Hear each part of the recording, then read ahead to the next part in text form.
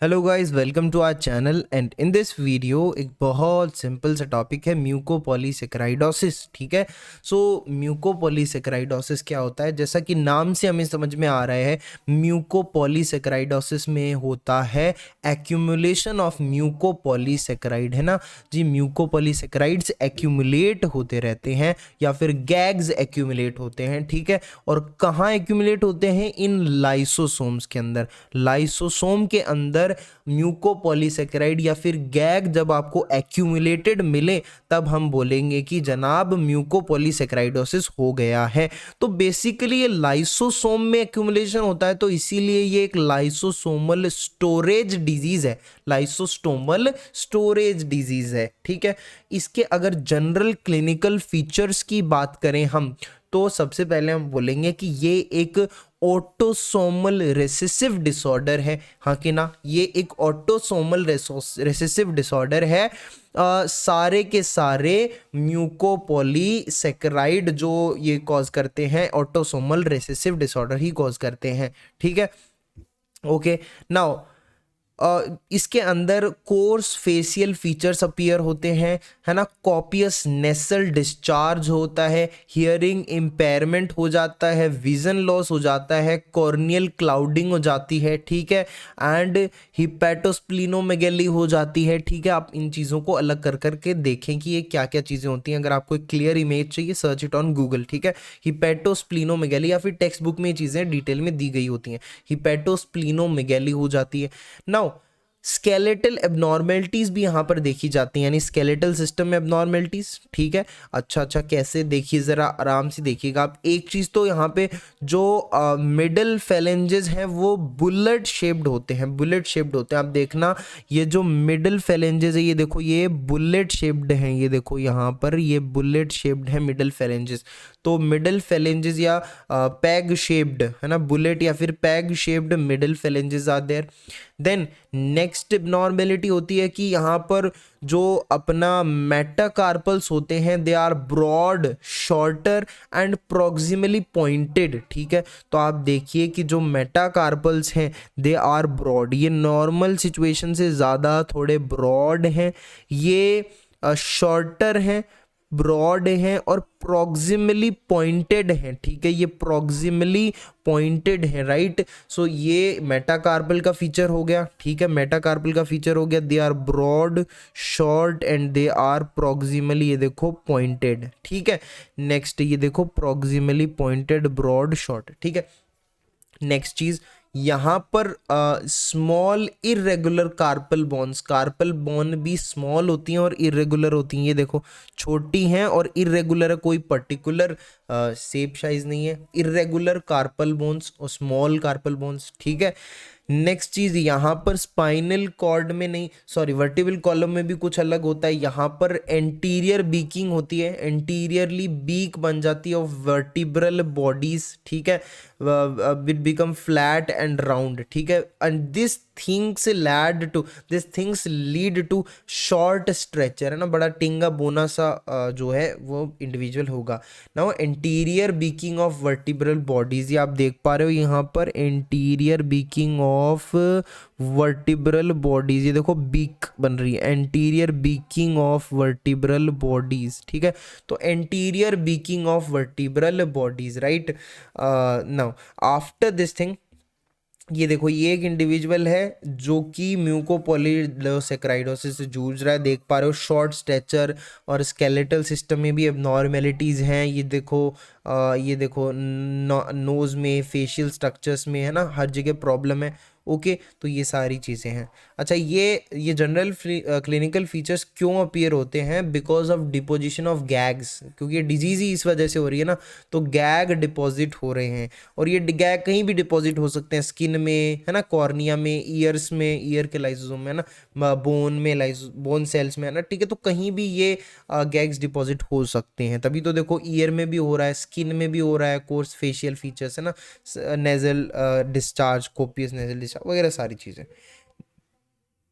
ना इसके अलावा यहाँ पर कुछ और क्लिनिकल फीचर्स हैं, जैसे thickening of cardiac valve, heart disease भी होगी फिर उसको, है ना, कार्डियक वॉल्व होते हैं वो थिक हो जाते हैं, क्लोविंग ऑफ हैंड, ये देखो हैंड क्लोव्ड है यहाँ पर, क्लोविंग ऑफ हैंड। देन नेक्स्ट चीज, मोस्टली जब हम बात करते हैं कि जो टाइप 1, कई टाइप होते हैं म्यूकोपॉलीसेकेराइडोसिस के, जो टाइप 1 के पेशेंट्स होते हैं, right, in these type 1 patient, यहाँ पर जो ग्रेन्युलोसाइट हैं, स्पेशली अगर बात करें न्यूट्रोफिल्स की, है ना, ग्रेन्युलोसाइट में भी जो न्यूट्रोफिल्स आते हैं उनके अराउंड इंक्लूजन बॉडीज बन जाते हैं, जिनको हम बोलते हैं रेली बॉडी इंक्लूजन्स, ठीक है, दे आर मेटाक्रोमेटिक ग्रेन्यूल्स, है ना, इनको हम मेटाक्रोमेटिक ग्रेन्यूल्स बोलते हैं। तो आप देख पा रहे हो ये तो नॉर्मल न्यूट्रोफिल्स हैं, ठीक है, अब यहाँ पर इंक्लूजन बॉडीज भी और आ गई हैं, रेली बॉडी इंक्लूजन्स आ गई हैं, ठीक है, Reilly body inclusions specially in neutrophils, ठीक है। नेक्स्ट चीज, तो इसका डायग्नोसिस कैसे होगा, कैसे पता चलेगा, बड़ी सिंपल सी चीज़ है, यूरिन के अंदर इतना गैग आपको देखने को मिलेगा, ठीक है, तो गैग्स यूरिन में डिस्चार्ज हो, क्योंकि गैग डिपॉजिट हो रहा है, इसका मतलब देखो ज़्यादा बढ़ रहा है इतना अमाउंट में, तो उसको कहीं ना कहीं बॉडी डिस्चार्ज भी करने की कोशिश करेगी, तो यूरिन के अंदर गैग्स को डिस्चार्ज किया जाता है, दैट्स वाई डायग्नोसिस आप यूरिन टेस्टिंग के थ्रू करोगे। नेक्स्ट चीज़, ना what are the special clinical features, की सिर्फ इसी में देख रहे स्पेशल क्लिनिकल फीचर्स जो इसमें देखने को मिलते हैं, ठीक है, एक तो जब हिपैरिन सल्फेट है उसका अमाउंट, उसका डिपोजिशन बढ़ने लगता है, तब मेंटल रिटार्डेशन भी होता है, ठीक है, तो ये स्पेशल क्लिनिकल फीचर है कि when this heparin sulphate is depositing या इसका अमाउंट बढ़ रहा है, देन मेंटल रिटार्डेशन भी होगा, और जब डर्मेटिन सल्फेट का अमाउंट बढ़ रहा है, देन यहाँ पर एथेरोस्क्लेरोसिस होगा। बात है कि नहीं, बिल्कुल सही बात है, यहां पर क्या होगा, एथेरोस्क्लेरोसिस होगा। ओके, नेक्स्ट चीज देखिए आप, अब मैं इस ये जो मैंने एक जो टेबल बनाई है इसमें मैं आपको ये बता रहा हूँ कि कितने टाइप के हमारे पास, नहीं देखो कितने टाइप के, ऐसे तो बहुत 6-7-8 टाइप के होते हैं, लेकिन हमें बेसिकली यहाँ पर 3 ही टाइप के म्यूकोपॉलीसेकेराइडोसिस पढ़ने हैं, जो कि हमारे सिलेबस के अकॉर्डिंग इंपॉर्टेंट है।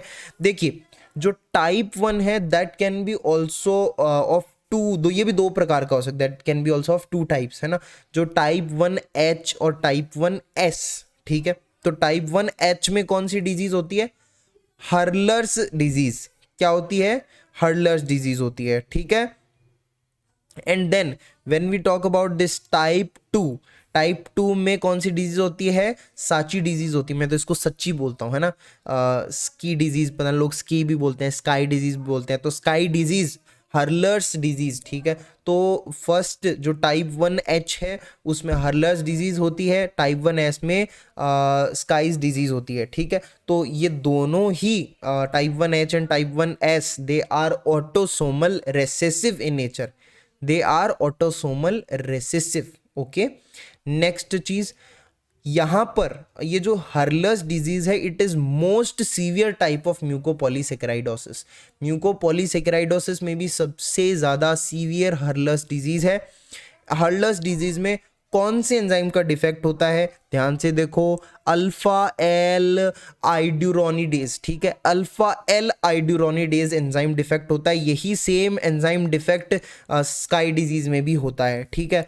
नाउ स्पेशल फीचर्स की अगर बात करें तो हर्लर्स डिजीज के अंदर आपको यहाँ पर इंग्वाइनल हर्निया भी देखने को मिलेगा, तो हर्लर डिजीज में इंग्वाइनल हर्निया, देखो हर्निया, हर्लर तो थोड़ा सेम साउंड कर रहा है, तो इंग्वाइनल हर्निया आपको ऑफन यहाँ पे देखने को मिलता है, और स्काईज डिजीज के अंदर इसी एंजाइम का डिफेक्ट होता है। यहाँ पर एक स्पेशल चीज़ है कि जो मेंटल रिटार्डेशन है वो आपको यहाँ को देखने को नहीं मिलेगा, मेंटल रिटार्डेशन देखने को यहाँ पे नहीं मिलेगा। आप बोलोगे कि भाई देखो मेंटल रिटार्डेशन यहाँ पे देखने को नहीं मिलेगा, उसके अलावा कौन से गैग के एक्यूमुलेट होने से हर्लर्स डिजीज हो जाती है, अपन हर्लर्स की बात कर रहे हैं ना सबसे पहले, तो हर्लर्स के अंदर डर्मेटिन सल्फेट और हिपैरिन सल्फेट दोनों का डिपोजिशन होता है। ओके, और यहाँ पर स्काईज डिजीज के अंदर सिर्फ डर्मेटिन सल्फेट का डिपोजिशन होता है, दिस गैग इज एक्यूमुलेटेड, ठीक है। When we talk about type 2, तो ये एक्स लिंक्ड रेसेसिव डिसऑर्डर है, टाइप 2 के अंदर डिजीज का नाम है हंटर्स डिजीज, ठीक है। अब ये हंटर्स डिजीज हर्लर डिजीज जैसी होती है ना, हर्लर डिजीज जैसी होती है, हर्लर और हंटर अप्रॉक्सीमेटली सेम होती है, लेकिन इसको माइल्ड हर्लर, लेकिन माइल्ड हर्लर प्लस साथ में यहाँ पे एग्रेसिव बिहेवियर भी देखा जाता है, ठीक है। थोड़ी हंटर्स डिजीज ज़्यादा एग्रेसिव होती है, हंटर एग्रेसिव है ना ज़्यादा, हंटर एग्रेसिव है ज़्यादा, और हंटर हमेशा जंगल में जब शिकार करते हैं तो हंटर मेनली हम मानते हैं कि मेल ही होता है हंटर, तो ये मेल्स के अंदर ज़्यादा एक्सक्लूसिवली पाई जाती है। तो hunters disease is mild hurler plus साथ में एग्रेसिव बिहेवियर थोड़ा, ठीक है।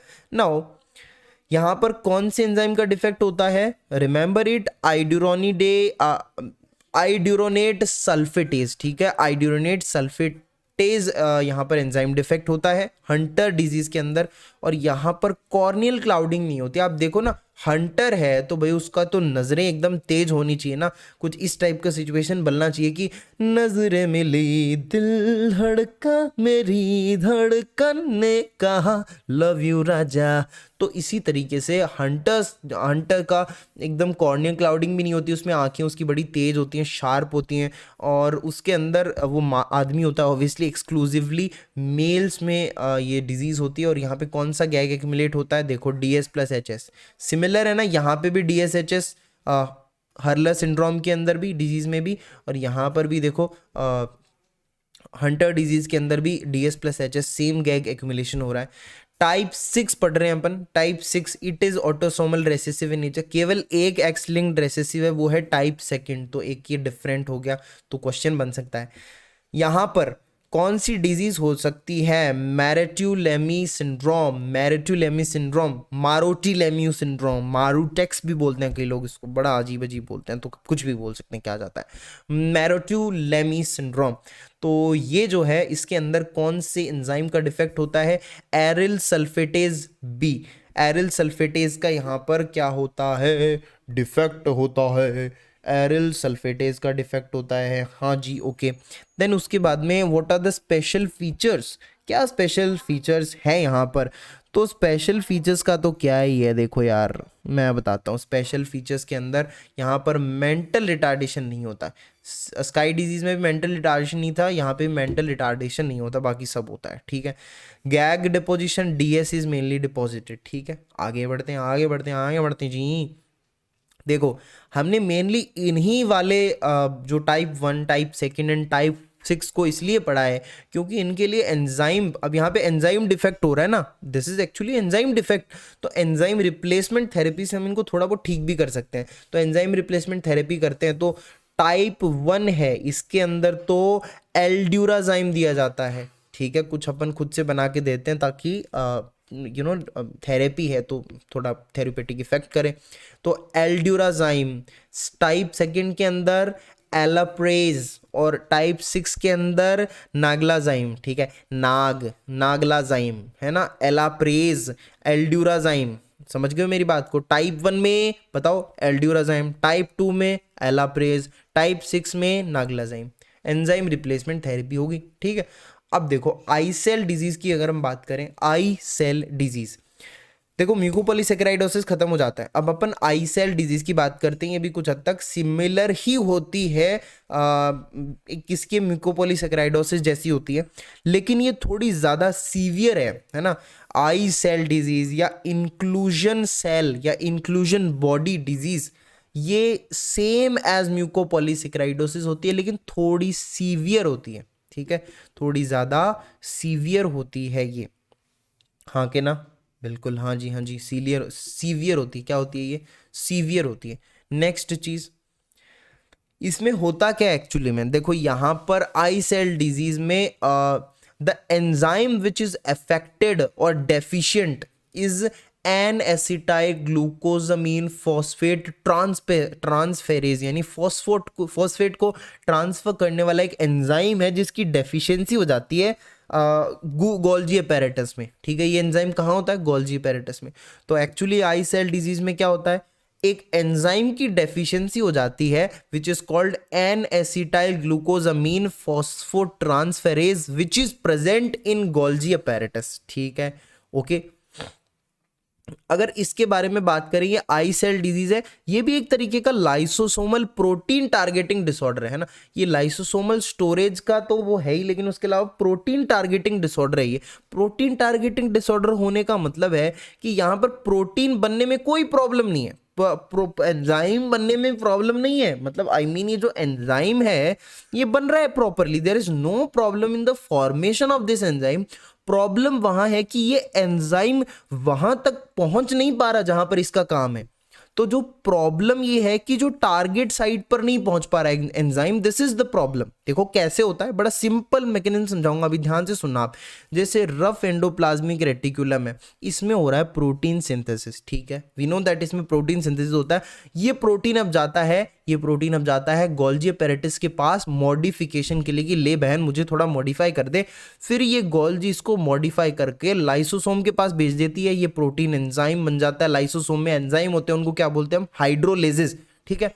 तो एक्चुअली क्या हो रहा है कि इस लाइसोसोम में या हाइड्रोलेजेस की ही कमी होने लग जाती है इस डिजीज के अंदर। क्यों, देखो जब ये हाइड्रोलेजेस यहाँ है, यहाँ गोल्जी एपेरेटिस में, मतलब यहाँ से इधर आए हैं, ये हाइड्रोलेज प्रोटीन जो है ये यहाँ आया है गोल्जी एपेरेटिस की, भाई मेरे को मॉडिफाई कर दे ताकि मैं लाइसोसोम में जाकर के हाइड्रोलेजेस बन जाऊं और अपना डाइजेशन का काम करूं। लेकिन यहाँ पर गोल्जी एपेरेटस में यहाँ पर होता क्या एक्चुअली में कि ये जो मेनोज की यहाँ पर क्या होती है, यहाँ पर इसके साथ मेनोज को ऐड कर दिया जाता है ना, ये कार्बोहाइड्रेट ऐड कर दिया जाता है प्रोटीन के साथ, इस प्रोटीन को मॉडिफाई करने के लिए, ठीक है। तो और साथ में फॉस्फेट भी लगाया जाता है, मेनोज 6 फॉस्फेट। अब in this condition, in condition of I cell disease, ये जो 6 फॉस्फेट है, ये जो फॉस्फेट छठी पोजीशन पे लग रहा है ना, ये फॉस्फेट नहीं लग पाता है, ठीक है। क्यों नहीं लग पाता है फॉस्फेट, क्योंकि ये जो फॉस्फेट लगाने वाला एंजाइम है इसकी तो कमी हो रही है, एन एसिटाइल ग्लूकोजामीन फोस्फोट्रांसफेरेज की तो कमी हो रही है गोल्जी एपेरेटिस के अंदर। तो अगर उस एंजाइम की कमी हो रही है जो फॉस्फेट लगा रहा है, तो इसका मतलब इस हाइड्रोलेज की ये जो कैपिंग टैगिंग जो भी हो रही है ये नहीं होगी, ठीक है। तो ये जो हाइड्रोलेज है ये फिर जब मॉडिफाई नहीं हुआ है, it will not reach this lysosome, ये लाइसोसोम में नहीं जाएगा, ठीक है। तो अब ये कहाँ जाएगा फिर, ये हाइड्रोलेज प्रोटीन ये जाएगा ब्लड के अंदर, और फिर ब्लड में अगर ज़्यादा हो रहा है तो हम डायग्नोसिस कर सकते हैं, डायग्नोसिस में मदद मिलेगी, हम सीरम लाइसोसोमल एंजाइम कंटेंट देखेंगे, वो हमें बढ़ा हुआ मिलेगा, सीरम लाइसोसोमल एंजाइम्स बढ़े हुए मिलेंगे सीरम के अंदर लाइसोसोमल एंजाइम। वरना लाइसोसोमल एंजाइम कहाँ होते हैं, लाइसोसोम के अंदर होते हैं, लेकिन हमें यहाँ पर देखने को मिलेंगे सीरम के अंदर। तो हम बोलेंगे कि अगले को आई सेल डिजीज हो गया है, ठीक है। अब जब हाइड्रोलेजेस बनकर के एक्टिव स्टेट में अपने इस लाइसोसोम में नहीं जा रहे, तो अब डाइजेशन कौन करेगा, है ना, चीज़ों को कौन तोड़ेगा, कोई नहीं तोड़ेगा। तो inclusion bodies inside the lysosome बढ़ने लगेंगी, है ना, कचरा लाइसोसोम में बढ़ जाएगा काफ़ी सारा, ठीक है। तो बस यही हमारा डिसऑर्डर है, क्या है, इंक्लूजन बॉडी डिजीज या फिर इंक्लूजन सेल डिजीज, ठीक है, आई सेल डिजीज यही तो है, ठीक है। तो इस वीडियो में हमने म्यूकोपॉलीसेकेराइडोसिस और आई सेल डिसऑर्डर को समझा। तो फिर इस वीडियो के लिए सिर्फ इतना ही, मिलते हैं नेक्स्ट वीडियो में with a new topic. Till then take care, bye bye and हाँ यार सब्सक्राइब कर दो चैनल को, अरे लाइक कर दो वीडियो को, किसी को पता नहीं चलेगा, लाइक करो और सब्सक्राइब कर दो बस, ठीक है। और नोटिफिकेशन ऑन कर दो ताकि अगली बार वीडियो डालूँ ना तो मज़ा आ जाए, पता चल जाए तुम्हें सबसे पहले, ठीक है। तो मिलते हैं नेक्स्ट वीडियो में, टेक केयर, बाय बाय।